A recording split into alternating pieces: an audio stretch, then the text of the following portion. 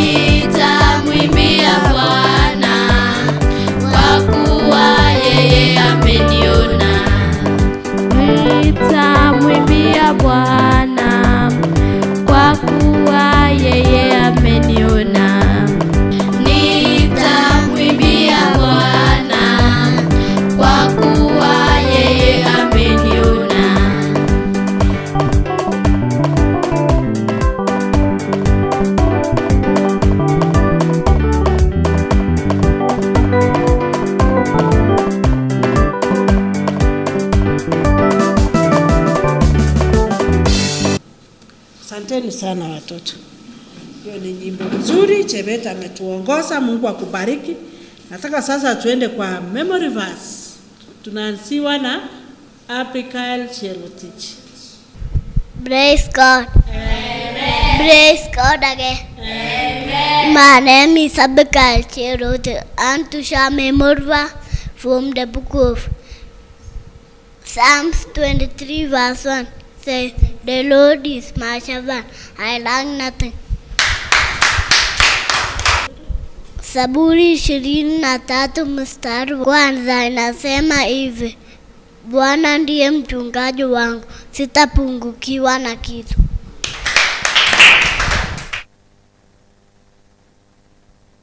Praise God. Amen. Praise God again. Amen. My name is Abel Kibros and I am more verse from the book of Revelation chapter 22 verse 13 and say, I am the first and the last, the beginning and the end. Samueli wa kwanza 16 mstari wa 7 nasema hivi: Bwana utazama moyo. Praise God. Amen. Praise God again. Amen. My name is Faith, but I want to share more verse from the book of Psalms chapter 106 verses 4. It says, Remember me, O Lord, when you help your people. Include me when you save them.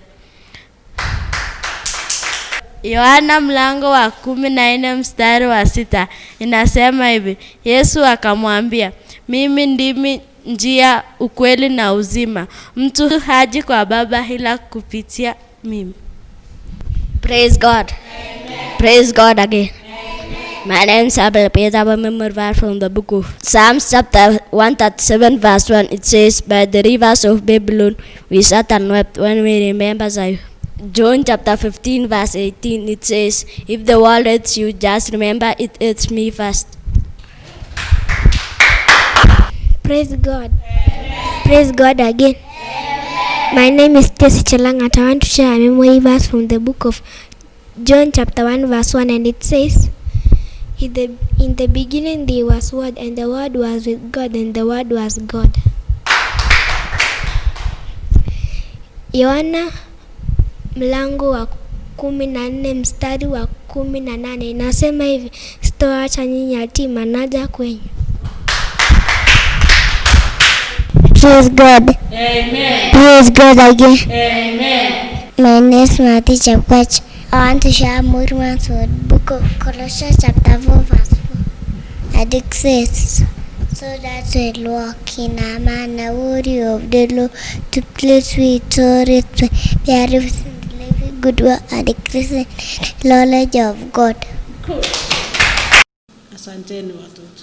Nimesema memory verse, msisahau kila mara uko na memory verse. Unasema Mungu awabariki sana. Nataka sasa tuone lesson ya siku ya leo. Tuko tayari? Mimi naona mko tayari. Wiki iliyopita tulijifunza kuhusu nani, mnakumbuka? Daudi mfalme.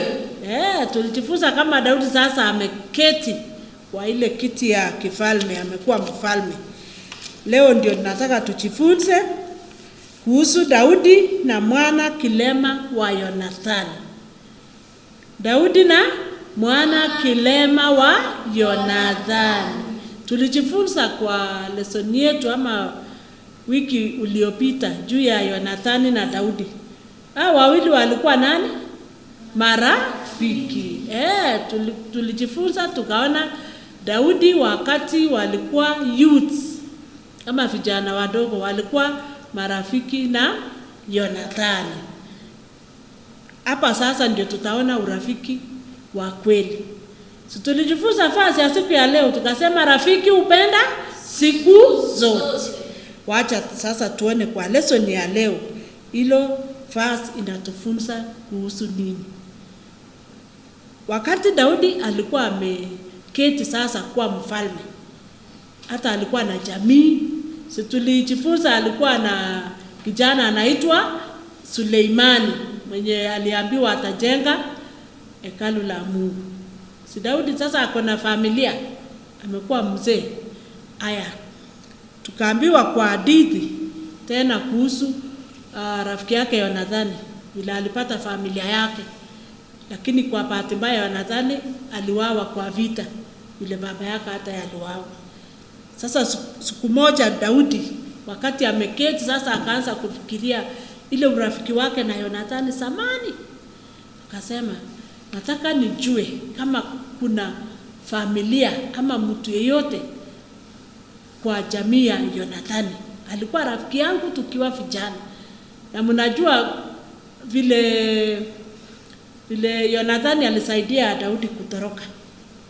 Si baba yake alikuwa anajaribu kumuua mfalme Saul. Alikuwa anajaribu kumuua nani? Daudi. Sasa Yonathani juu alikuwa rafiki yake, alikuwa anamsaidia aepe ndio asiuliwe, si ndio? Sasa wakati huyu Daudi vile amekuwa mfalme, akafikiria Yonathani ako na watoto. Vile alikuwa na watoto na Yonathani, watoto wake wako wapi? Juu alikuwa amejua Yonathani aliwawa kwa vita. Lakini watoto wake wako wapi? Juu alikuwa anataka kuonyesha upendo. Vile Yonathani alikuwa amemuonyesha upendo. Mnaona? Sasa tukasikia kwa hadithi yenye iko kwa Biblia. Tunapata hiyo hadithi katika Samueli wa kwanza mlango wa 20 mstari wa 14 mpaka 17 kwa wenye watasoma nyumbani. Tukasikia sasa vile Daudi alitumana atafutiwe jamii. Kutafutwa sasa wakapata kijana wa Yonathani. Alikuwa kilema, alikuwa analima, alikuwa amevunjika miguu. Unajua kwa nini alivunjika miguu? Tunasikia mchakazi ama maid wakati alikuwa anambeba, akasikia sasa vile Yonathani ameuliwa, vile Saul alikufa kwa vita. Sasa akasikia kuna mfalme amekaa kwa kiti anaitwa Daudi. Akaanza kutoroka na mtoto alikuwa kwa mgongo. Tukasikia alikuwa anatoroka akisema watauliwa, kuanguka chini, mtoto akavunjika miguu. Saa ile ana grow kuwa big, alikuwa ameumia miguu, atembei tena. Sasa anatumia crutches. Huyo kijana anaitwa Mephibosheth. Tuseme Mephibosheth. Sasa huyo ndio kijana wa Yonathani. Alikuwa kilema kwa sababu alikuwa na maid wake ama mchakazi alikuwa anahepa akisema watasauliwa kwa sababu vita inawaka kule. Mnaona? Sasa akakuwa kilema. Tukasikia sasa Daudi akasema mtumane aletwe mara moja aende akae na Daudi. Sasa tukasikia wakaendea sasa huyo kijana Mephibosheth, kaenda kumleta akuje kwa mfalme nani? Daudi. Mnaona? Tunaona kwa picha yetu. Tunaona mfalme Daudi. Haya, alafu tunaona sasa huyo kijana wa Yonathani bila amefika pale sasa. Amefika kwa mfalme Daudi, anakaribishwa.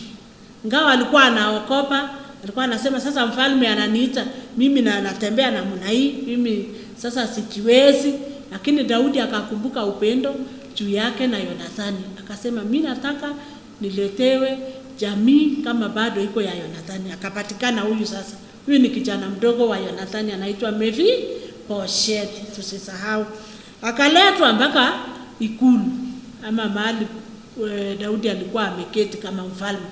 Daudi akafurahi, akamkaribisha, akakaa naye pale, akachunga yeye kwa sababu Yonathani wakati walikuwa marafiki, wakiwa vijana walikuwa marafiki na walikuwa wamependana. Mnaona kufanya fadhili? Ukifanyia mwenzako fadhili, siku moja atakumbuka wewe. Rafiki upenda siku zote. Mnaona sasa urafiki ya ujana. Sasa hiyo wamekuwa wazee, lakini Daudi bado anakumbuka ile upendo. Tuko na hiyo upendo watoto. Sasa tuko na marafiki. Sasa ili somo inatukumbusha tukue wenye tunapendana. Sio saa hii peke yake, hata hapo mbeleni. Si ndio? Kwa sababu tunaendelea kukua wakubwa. We are growing up. So ile upendo tuko nayo sasa hivi tusiwaachilie.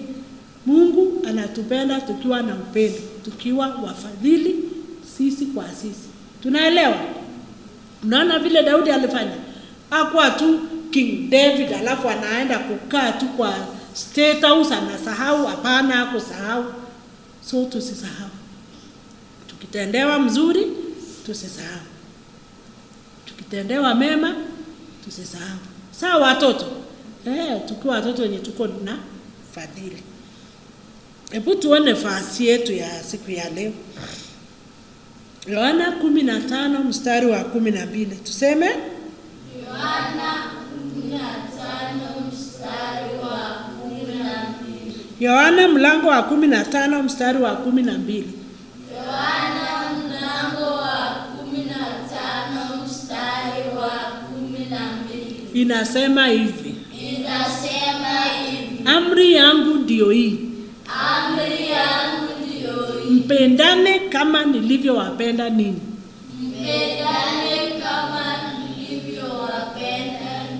Mpendane kama nilivyowapenda ninyi.